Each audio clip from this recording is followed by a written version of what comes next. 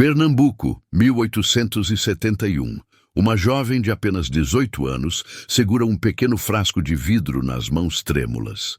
Dentro dele um pó branco, arsênico. Ela olha para a xícara de café sobre a bandeja de prata. Depois olha para a porta do quarto onde seu pai dorme. Isabel Cavalcante de Albuquerque, a sinhazinha, está prestes a cruzar uma linha que não tem volta. E ela sabe exatamente o que está fazendo.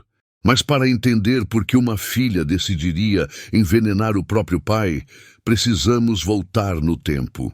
Se essa história está mexendo com você, se inscreva no canal, porque o que vem agora vai te fazer questionar tudo.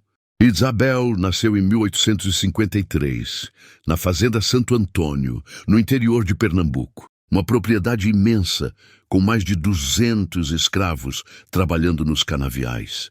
A menina cresceu entre vestidos de renda, bonecas de porcelana importadas da França e aulas de piano com professores particulares. Era a única filha de Coronel Bartolomeu de Albuquerque, um homem conhecido em toda a região. Conhecido e temido.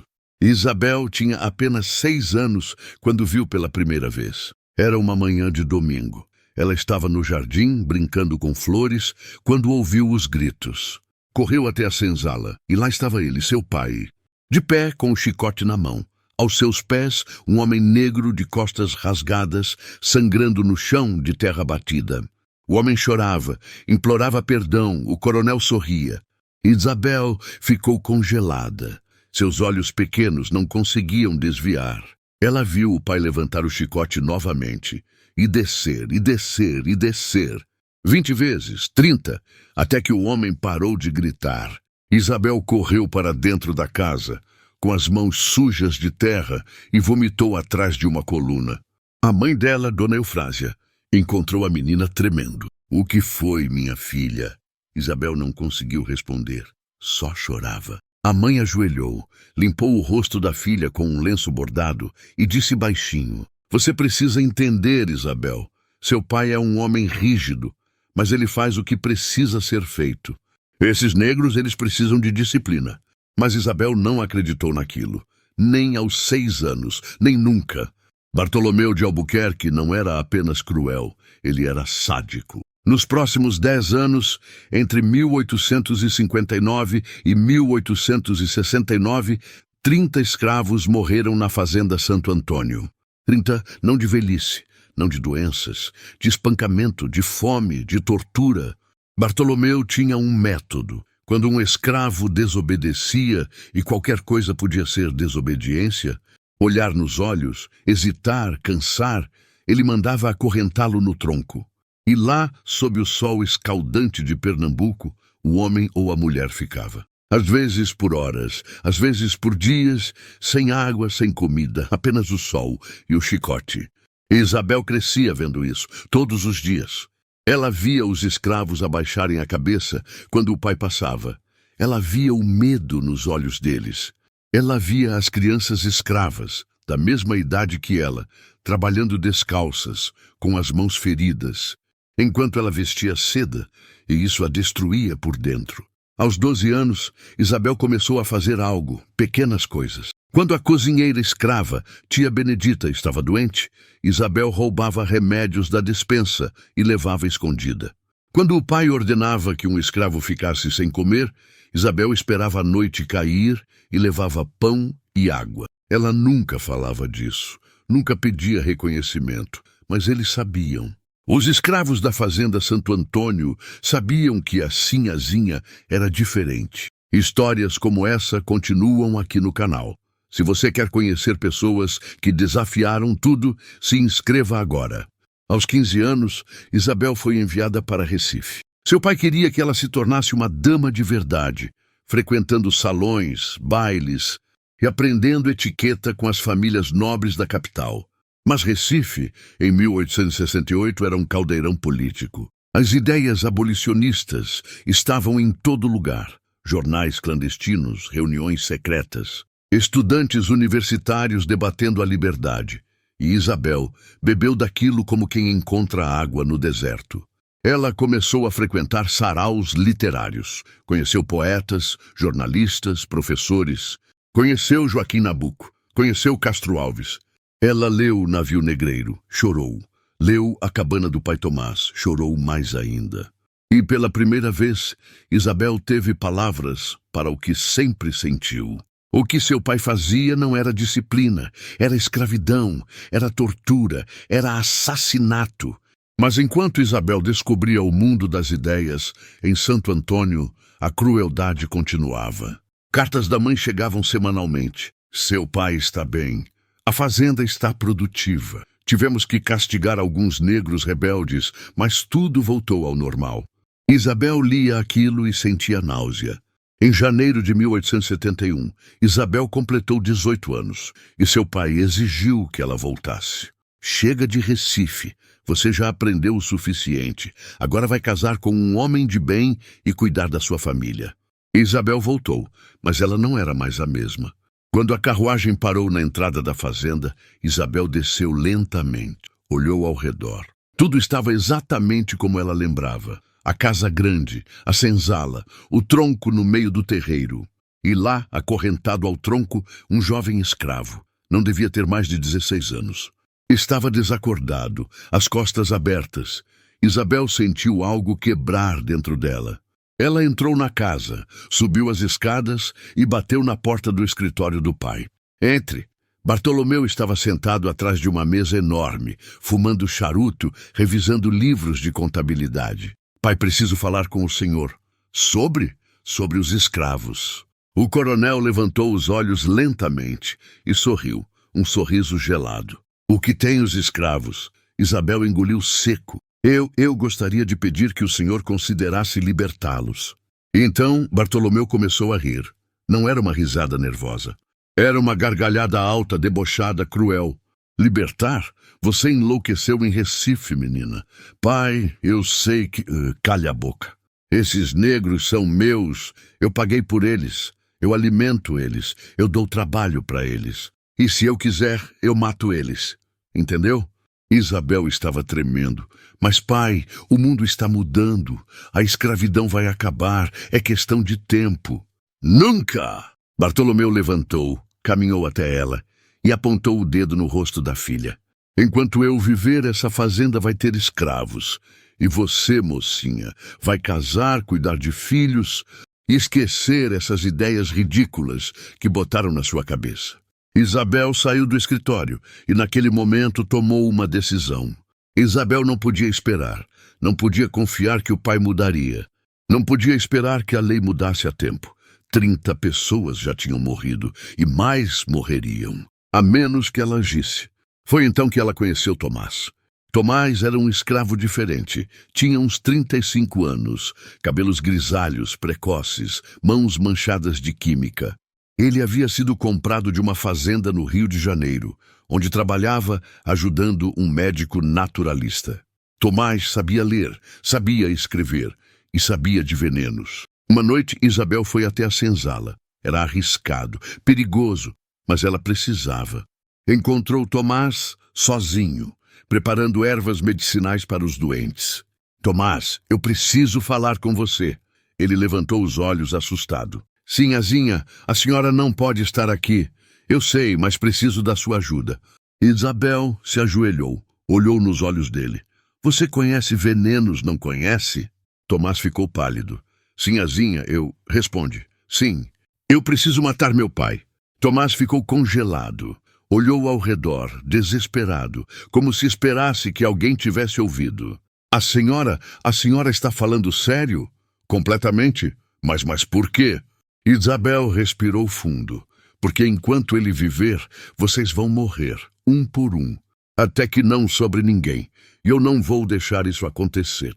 Eu tentei conversar, tentei convencer, mas ele não vai mudar, nunca. A única forma de libertar todos vocês é se ele morrer. Tomás estava tremendo. E se descobrirem? Não vão descobrir se você me ajudar. E depois? Depois que ele morrer? Isabel olhou firme. Eu herdei tudo, e a primeira coisa que vou fazer é libertar cada um de vocês. Todos, sem exceção. Tomás fechou os olhos. Pensou nos amigos mortos, nas costas rasgadas, nas crianças trabalhando. E disse, o que a sinhazinha precisa? Se você está preso nessa história, não saia agora. O que vem a seguir vai te deixar sem ar. E se inscreva, porque histórias assim não param por aqui. Arsênico. Esse foi o veneno escolhido. Incolor, insípido, mortal. Tomás explicou. Não pode ser de uma vez, senão os médicos vão desconfiar. Tem que ser devagar, pequenas doses, durante meses. Isabel concordou. Tomás preparava o veneno à noite, escondido, usando ervas e minerais que guardava. Colocava em pequenos frascos de vidro, e Isabel colocava no café do pai. Começou em fevereiro de 1871. Toda manhã, Isabel preparava pessoalmente a bandeja do café do coronel. Ela mesma levava até o escritório. Bom dia, pai. Bom dia. E enquanto ele bebia, ela observava. Nos primeiros dias, nada aconteceu. Mas depois de 2 semanas, Bartolomeu começou a reclamar de dores de estômago. Deve ser algo que comi. Depois de 1 mês, ele começou a emagrecer. Estou sem apetite. Talvez seja o calor. Depois de 2 meses, surgiram feridas na boca, queda de cabelo. Os médicos foram chamados. Dr. Alencar, o médico da família, examinou Bartolomeu por horas. Coronel, o senhor está com uma infecção intestinal grave. Vou prescrever repouso e uma dieta leve. Bartolomeu obedeceu, mas continuou piorando. E Isabel continuava. Todas as manhãs, pequenas doses, no café, na sopa, no vinho. Ela não hesitava. Nem quando o pai começou a definhar, nem quando ele ficou tão fraco que mal conseguia sair da cama. Ela olhava para ele, aquele homem que torturou, matou, destruiu, e sentia nada, apenas determinação. Agosto de 1871. Bartolomeu de Albuquerque estava irreconhecível. O homem forte, autoritário, temido, agora era um esqueleto coberto de pele. Ele tossia sangue, tinha febre constante, delirava. Dona Eufrasia chorava ao lado da cama. Bartolomeu, meu amor, você precisa melhorar. Mas ele não melhorava. 3 médicos diferentes vieram. Nenhum conseguiu descobrir o que estava errado. É uma doença misteriosa, talvez tropical, talvez algo no sangue. Isabel assistia a tudo de longe, em silêncio. Às vezes, o pai a chamava. Isabel, venha aqui. Ela se aproximava. Sim, pai. Bartolomeu a olhava com olhos fundos, amarelados. Você é uma boa filha. Isabel não respondia.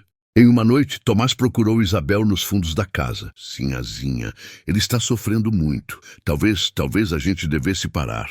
Isabel olhou para ele firme. Não, mas... Quantos sofreram nas mãos dele, Tomás? Quantos morreram implorando por piedade? Ele não merece piedade. Tomás baixou a cabeça e Isabel continuou. 12 de setembro de 1871. Bartolomeu de Albuquerque morreu às 3 da madrugada. Dona Eufrásia gritou. Os empregados correram. O médico foi chamado, mas já era tarde. Meus sentimentos, senhora. Ele lutou bravamente, mas a doença foi mais forte. O corpo foi preparado. O velório foi marcado e Isabel ficou em pé no canto da sala, observando o caixão. Ela não chorou, nem uma lágrima. No dia do enterro, a fazenda inteira parou. Os escravos foram obrigados a comparecer, vestidos de preto, em fila, enquanto o coronel era enterrado no cemitério da família. Isabel estava ao lado da mãe, com um véu negro cobrindo o rosto. Enquanto o caixão descia, ela pensava apenas uma coisa: acabou. 3 dias depois do enterro, Isabel reuniu todos os escravos no terreiro da fazenda. 200 homens, mulheres e crianças. Todos em silêncio, sem entender o que estava acontecendo. Isabel subiu em um banquinho de madeira, respirou fundo e disse: meu pai morreu, e com ele morreu a escravidão nesta fazenda. A partir de hoje todos vocês estão livres. Eu vou assinar as cartas de alforria de cada um. Vou dividir parte das terras. Vou dar dinheiro para quem quiser ir embora. E quem quiser ficar, vai trabalhar como homem livre, com salário. As pessoas caíram de joelhos. Algumas abraçaram Isabel. Outras apenas choravam, incrédulas. Tomás estava no fundo, com as mãos no rosto, soluçando. Dona Eufrásia, ao saber da decisão da filha, ficou furiosa. Você enlouqueceu? Seu pai acabou de morrer e você... Eu estou fazendo o que ele nunca teve coragem de fazer, mãe. Mas a fazenda, o dinheiro, nossa reputação. Isabel olhou firme.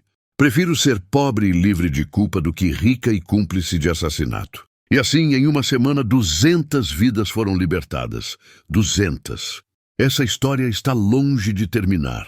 E se você quer saber o que aconteceu depois, continue aqui no canal. Se inscreva agora. Isabel libertou todos, dividiu terras, deu recursos, mas algo dentro dela nunca se libertou. A culpa. Porque por mais que Isabel soubesse racionalmente que havia feito o necessário, que havia salvado vidas, ela também sabia o que havia feito. Ela havia matado o próprio pai. Durante os primeiros anos, ela acordava no meio da noite, suando, vendo o rosto do pai nos pesadelos. Ela ouvia a voz dele, sentia o cheiro do café envenenado e se perguntava: eu sou uma assassina ou uma libertadora? Isabel nunca se casou, nunca teve filhos. Viveu sozinha na fazenda, agora transformada em uma comunidade de trabalhadores livres. Ela abriu uma escola, ensinou ex-escravos a ler e escrever. Financiou famílias que queriam começar de novo. Viveu para reparar, para salvar, para ajudar. Mas nunca conseguiu se perdoar. E então, em 1910, aos 57 anos, Isabel sentiu que o tempo estava acabando. Foi quando ela escreveu a carta. Isabel trancou-se no escritório por 3 dias e escreveu tudo.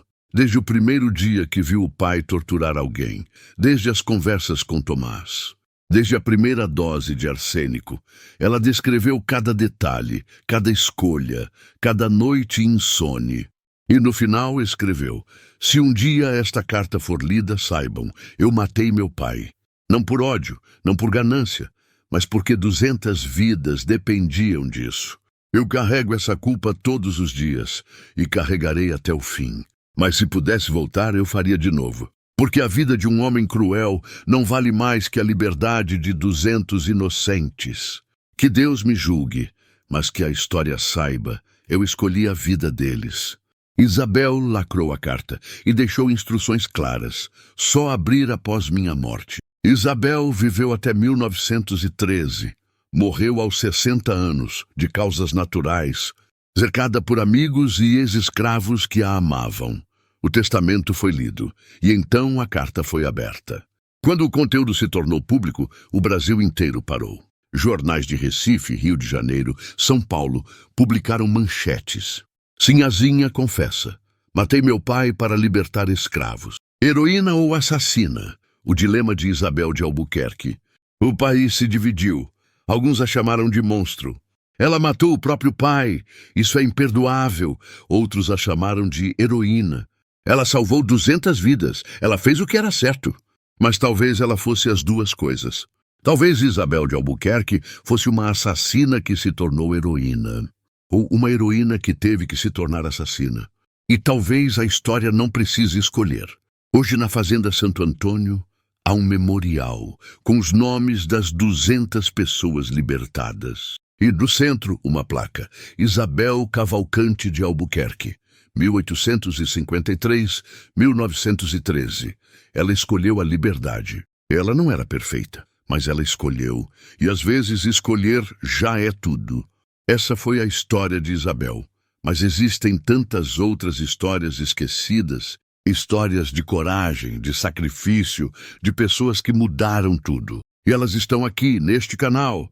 Se você quer conhecer mais, se inscreva agora. Porque história não é só passado, é inspiração, é reflexão, é vida.